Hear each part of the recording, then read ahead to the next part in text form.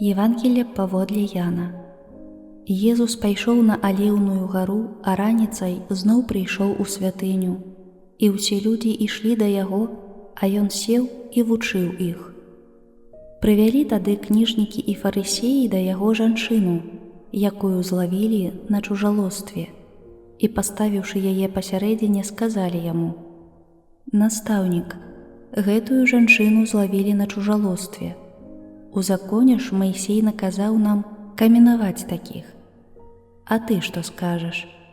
Яны казалі гэта, бо выпрабоўвалі яго, каб мець у чым абвінаваціць яго. Але Езус, схіліўшыся, пісаў пальцам на зямлі.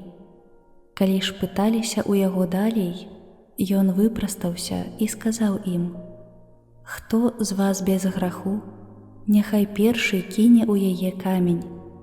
І зноў, схіліўшыся, пісаў на зямлі. Яны ж, калі пачулі гэта, адыходзілі адзін за адным, пачынаючы са старэйшых.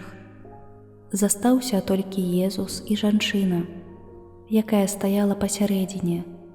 Езус выпрастаўся і сказаў ёй: «Жанчына, дзе яны? Ніхто не асудзіў цябе?» Яна адказала: «Ніхто, пане».